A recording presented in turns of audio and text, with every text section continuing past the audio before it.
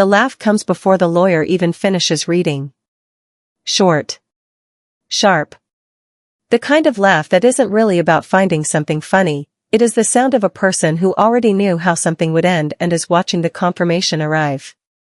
I am still staring at the document in the lawyer's hand, still trying to make the words rearrange themselves into something that includes my name, when I hear it. I look up. My older brother Nolan is leaning back in his chair with his arms folded and a smile spreading across his face.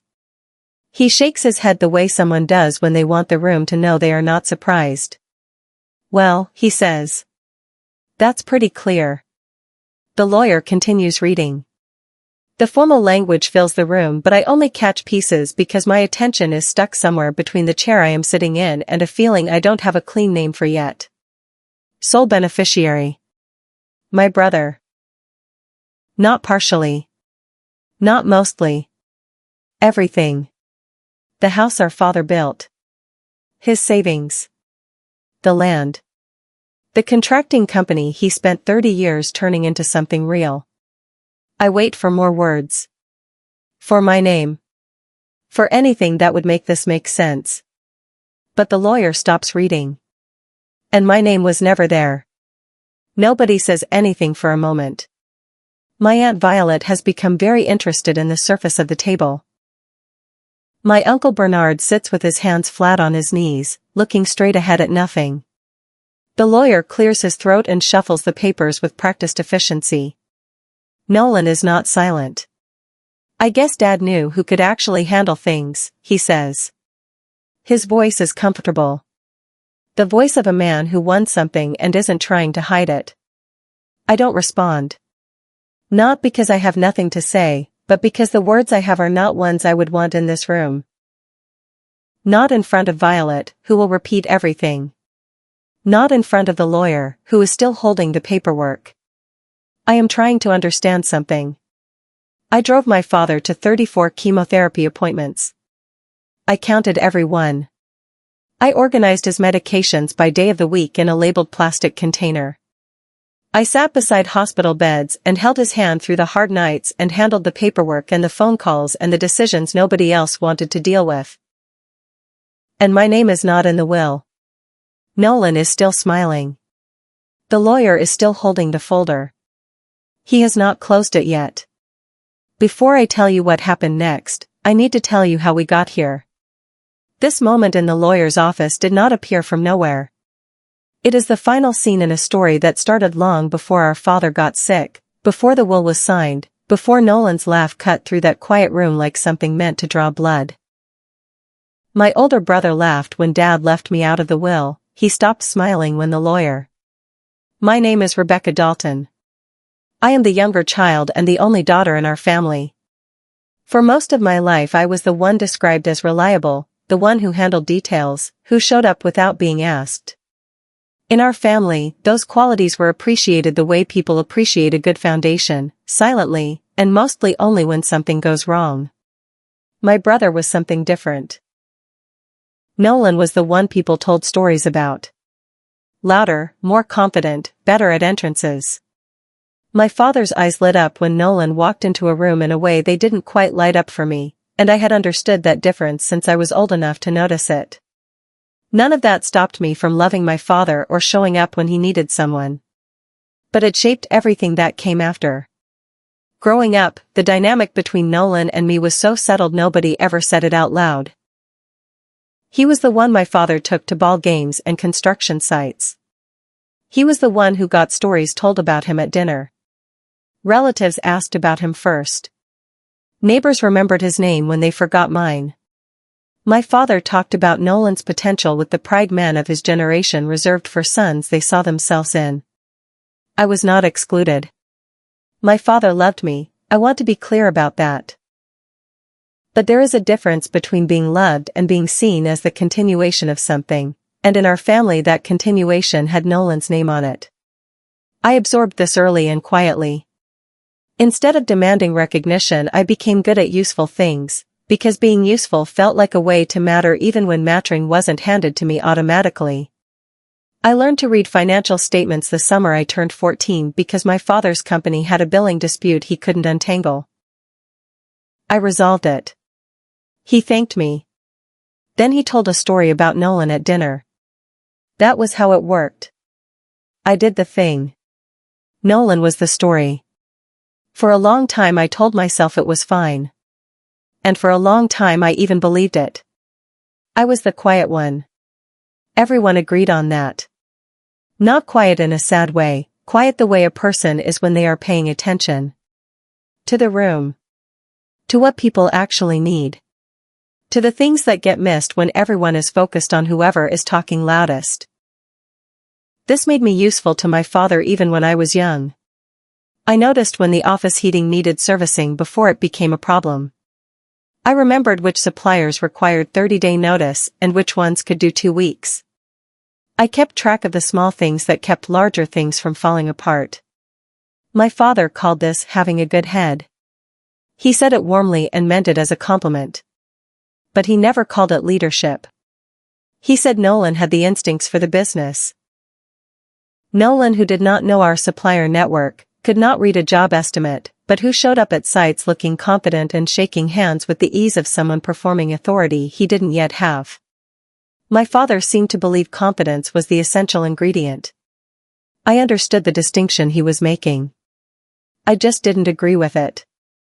I kept that disagreement to myself and kept doing the work, because the work was real regardless of what anyone called it.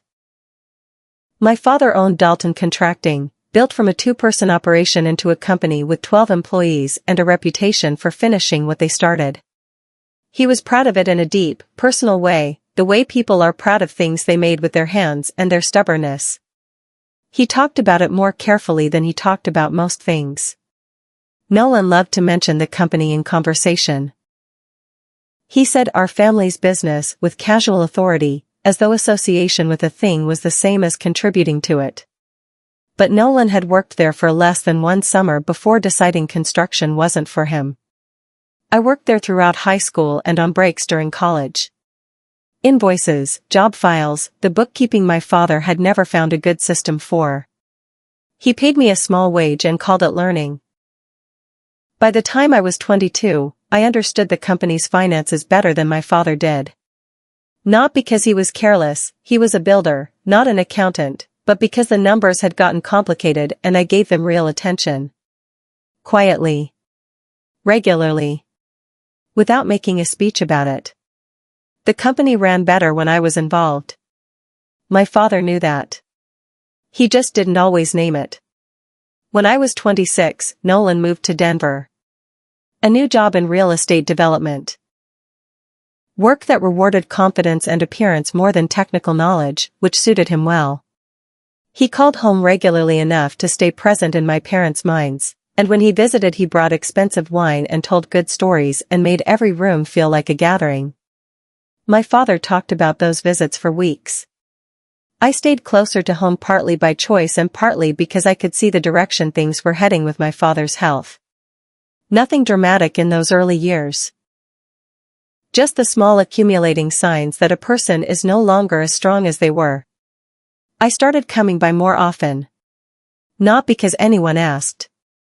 I came because it was obvious someone needed to, and I was the person who noticed obvious things. When Nolan asked on the phone how Dad was doing, I said he was getting older. I didn't perform an alarm.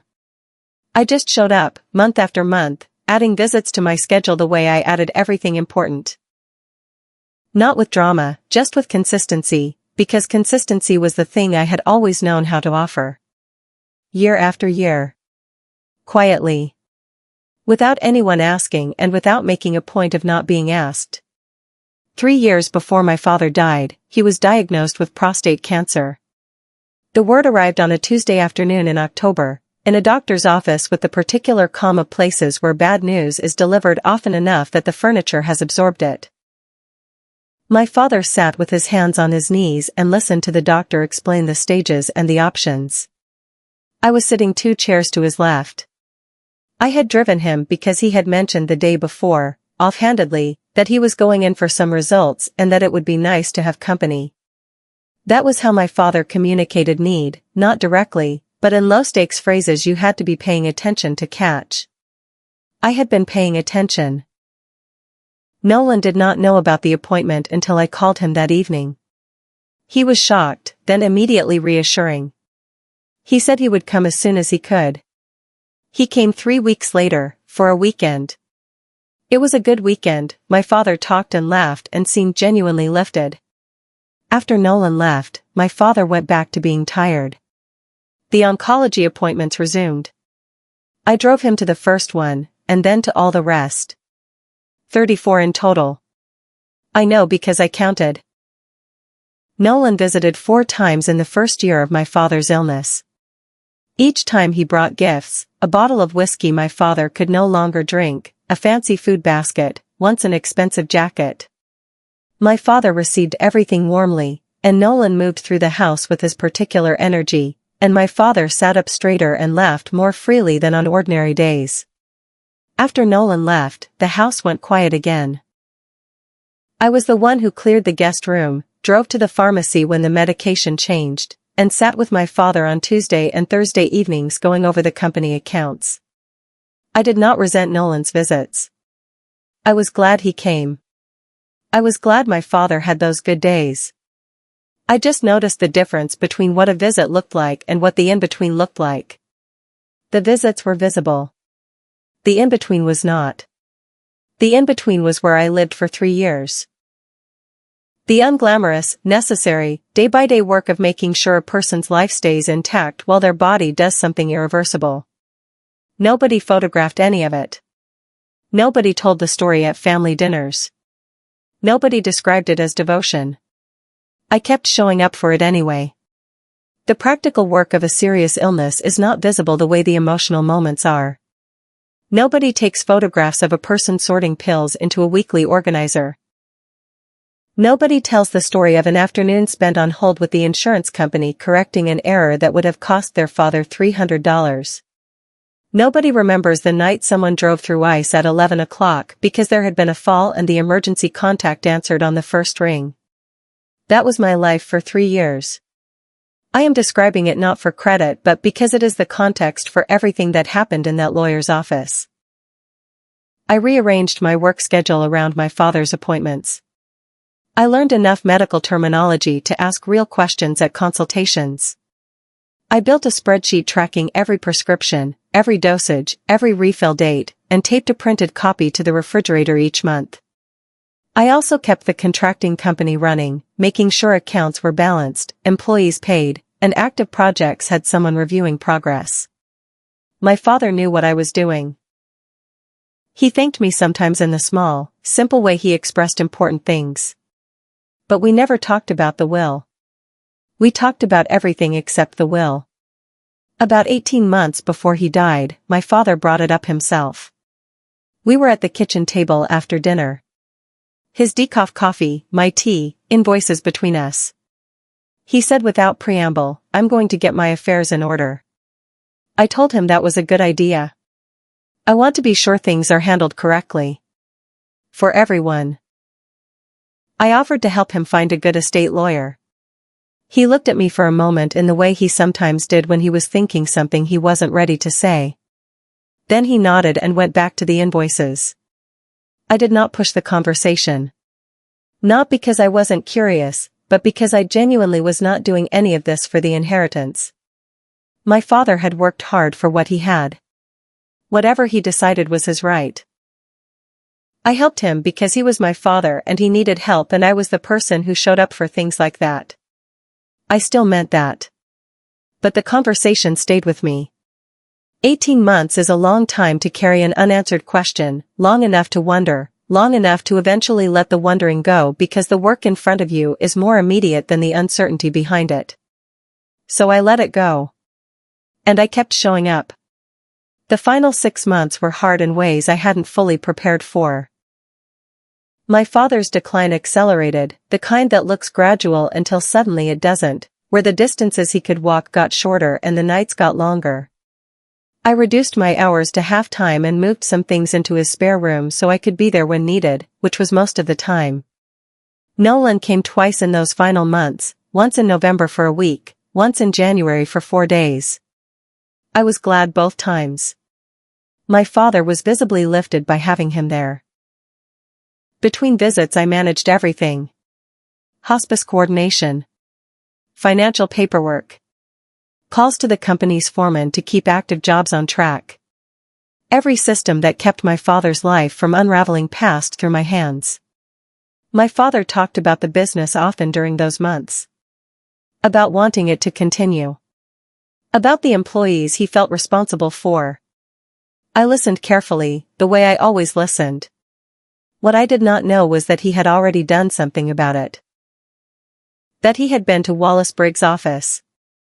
That he had sat across from the estate lawyer and described his children, not what he hoped they were, but what he had actually observed over 3 years of careful, quiet watching. I didn't know until the second folder. My father died on a Saturday morning in late February. I was there. I had been through the night in the chair beside his bed, holding his hand when his breathing changed and stopped. I made the calls that needed to be made. The hospice nurse. Nolan, who answered on the second ring and whose voice broke immediately. My Aunt Violet. The funeral home. I moved through the hours doing what needed to be done, letting grief stay underneath the doing because that was the only way to keep functioning. Nolan arrived the next day. He was devastated in a large, visible way that gathered people to him. Relatives told him how strong he was and how proud our father would have been. I stood beside the casket at the service feeling strangely invisible, not a new feeling, but one that landed differently in that particular context. I reminded myself that grief doesn't have one correct shape. I let people comfort Nolan the way they needed to. I handled the logistics of the reception, the guest book, the flowers, the phone calls from relatives who couldn't attend. I kept functioning. There was still so much that needed doing. There always was. The will reading was scheduled for the Thursday after the funeral. It was held in the offices of my father's estate attorney, a composed and careful man named Wallace Briggs who had handled my father's legal work for over a decade. Nolan arrived looking like himself, pressed shirt, easy posture. He shook Wallace's hand warmly. My Aunt Violet and Uncle Bernard were there as witnesses. I sat to Wallace's left. I did not know exactly what the will said. I knew my father had mentioned getting things in order 18 months ago. I knew he had visited Wallace's office at least twice in the final year. I did not know what decisions had been made inside those meetings. Wallace opened the first folder, adjusted his glasses, and began. Nolan was smiling before the first paragraph finished. His smile grew as the reading continued. By the time Wallace reached the final line, Nolan had leaned back in his chair in the posture of a man who has received expected news and is allowing himself to enjoy it. That was when the laugh came. And then, when I thought the story was over, I noticed Wallace's hand move to a second folder sitting on the right side of his desk, the one that had been there since we walked in. He had not touched it yet. Until now. Nolan leaned back as Wallace read the final line. Well, he said. The word sat in the room with more weight than it deserved. I guess Dad knew who he trusted. Precise, pointed. Delivered for an audience. My Aunt Violet looked at the table. I looked at Nolan. I thought about the 34 appointments. The pill organizer. The spreadsheet on the refrigerator. The nights in hospital chairs. 6 months of reduced work hours. Every system that kept my father's life from unraveling, all of it passing through my hands, quietly, without performance. And then I thought about 4 visits. The whiskey. The jacket. The good stories that made my father sit up straighter. I did not say any of this out loud. What would be the point? The document had already made its statement, and Nolan was delivering his interpretation of it with the ease of a man who believed the room agreed with him. He believed the story was told. He believed the ending was settled. He was already thinking past this room. The calls he would make, the inheritance he would manage. He should have noticed that Wallace Briggs had not closed the folder. He hadn't. And the second folder was already on the desk, waiting. Wallace Briggs cleared his throat. The sound was small but it shifted the room's attention immediately. Nolan was still half smiling. My Aunt Violet had looked up from the table. Uncle Bernard turned toward the lawyer. Wallace removed his glasses, polished them briefly with the small cloth he kept in his breast pocket, then opened the second folder that had been sitting on the desk to his right the entire time.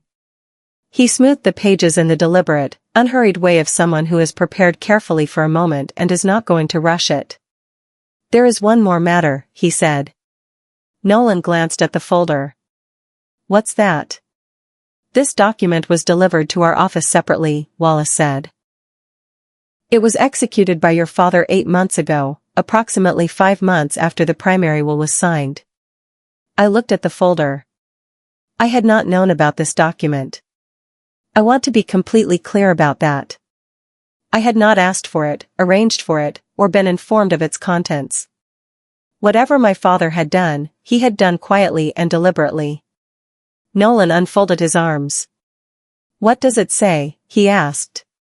His voice was still even, but the smile had thinned. Wallace smoothed the pages on the desk.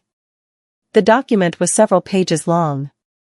I could see my father's signature at the bottom of the last page, his careful, slightly old-fashioned handwriting, the same signature I had seen at the bottom of company checks and birthday cards my whole life. This is a conditional estate directive, Wallace said. Prepared separately from the will, it operates as a binding legal instruction attached to the estate. A conditional what? Nolan said. A set of conditions governing how the estate transfers, Wallace said, looking at Nolan over his glasses.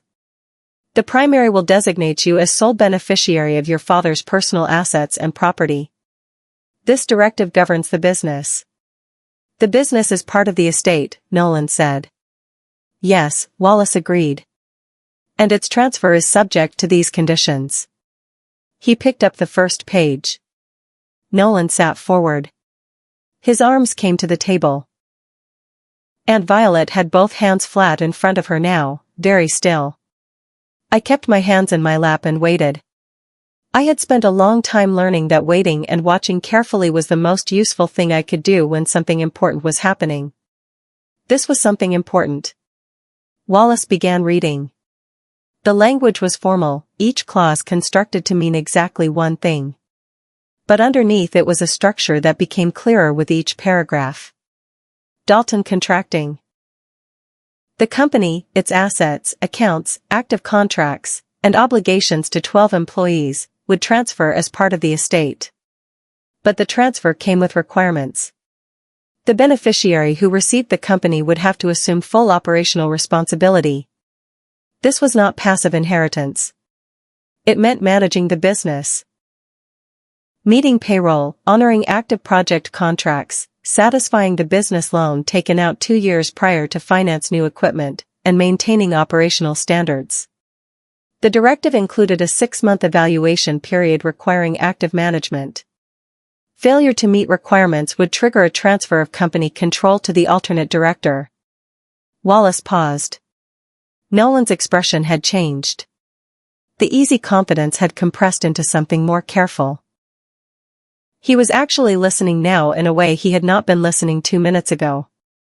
What alternate director? Nolan asked. Wallace set down the first page and picked up the second. Your father designated an alternate director and conditional inheritor of the business 12 months before his death, Wallace said. He looked up from the page.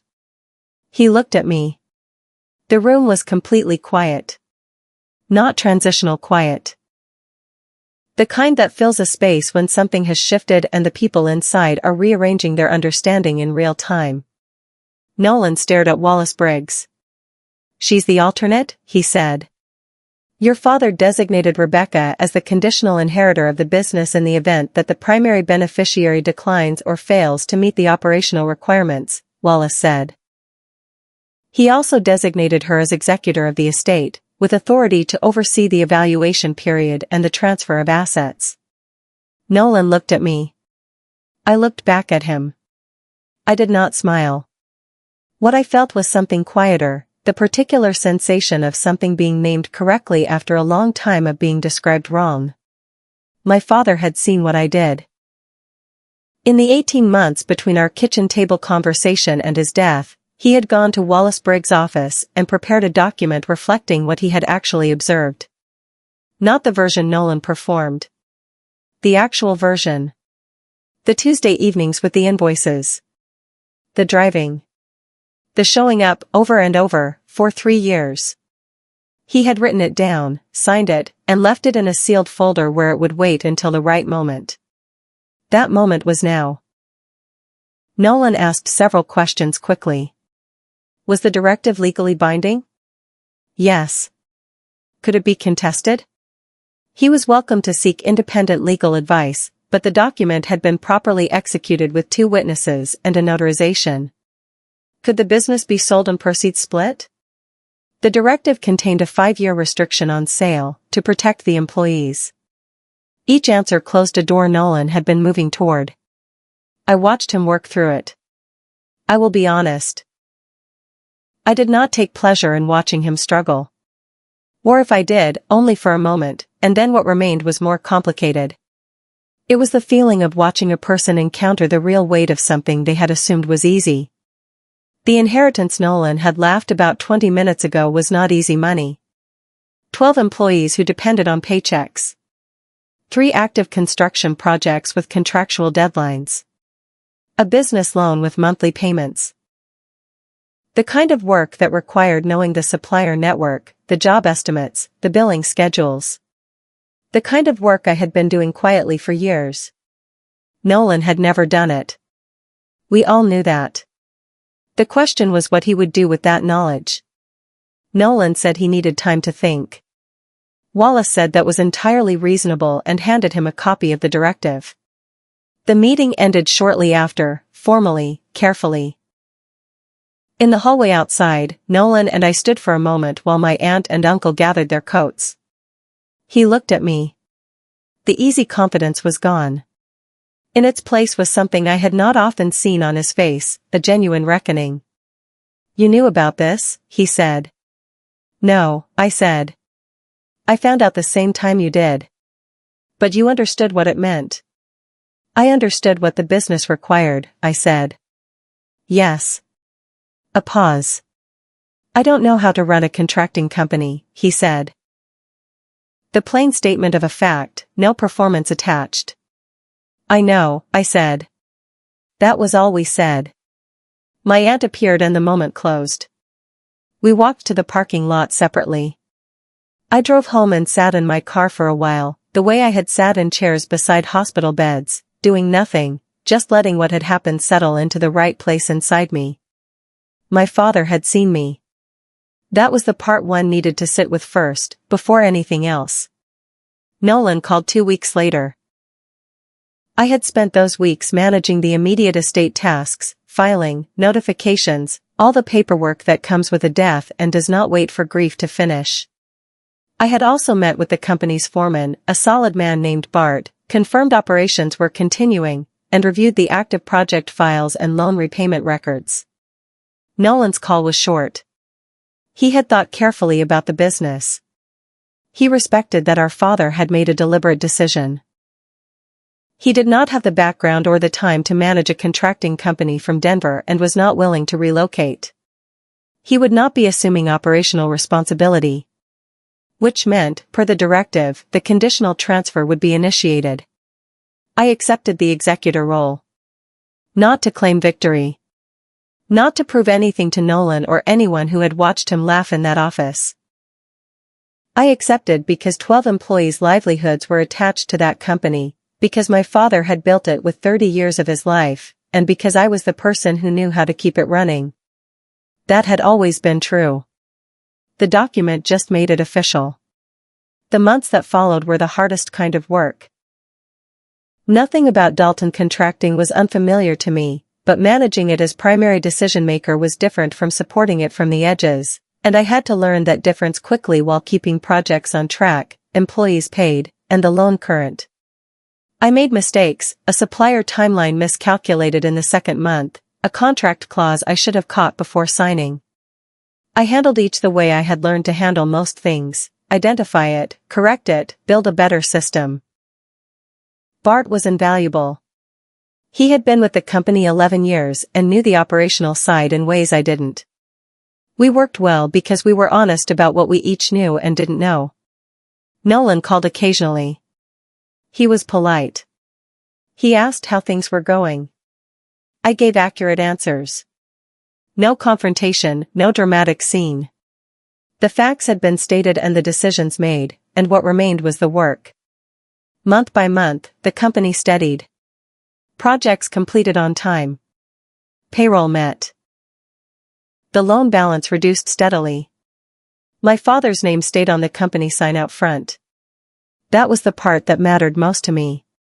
6 months after I assumed the role, Wallace Briggs sent the formal confirmation. The evaluation period was complete. The conditional transfer was finalized.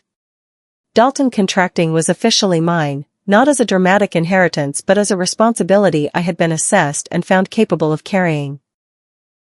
I read the letter at my kitchen table with morning coffee, which had become a ritual I protected because it was the one quiet thing in otherwise full days. I thought about my father. About the kitchen table with invoices and his decaf coffee. The appointments. The hospital chairs. The pill organizer. The moment in Wallace's office when the second folder was opened and the room went quiet. My father had not said, during any of our conversations in those final years, that he was watching what I did and preparing something. He was not that kind of man. He expressed important things in small ways, with quiet actions rather than speeches. The conditional estate directive was the largest thing he ever said to me. It said, I saw you. I know what you did. I trust you with what I built. I folded Wallace's letter and filed it with the other important documents. Then I went to work. A year after the will reading, the company was stable in a way it had not been in the final years of my father's illness. 2 new projects had come in through referrals. We kept all 12 employees and added 2. The loan was ahead of schedule. Bart had taken on more field management, which freed me to focus on business development, the part one was better at and the part the company needed most. Nolan and I spoke every few weeks. Not warmly, but honestly. The kind of honesty between 2 people who have run out of reasons to perform. He had his inheritance, the house, the savings, the things the primary will gave him. He had not wasted them carelessly, which told me something I hadn't expected to learn. He never mentioned the second folder. Neither did I. What I had was something that didn't fit on a legal document. A company I understood, a team that trusted me, and the knowledge that my father had paid close enough attention to know which of his children could carry what he had built. He had not left me the dramatic inheritance. He had left me something harder and more real, the work, the responsibility, the thing that required someone to actually show up. He had always known which of his children that would be.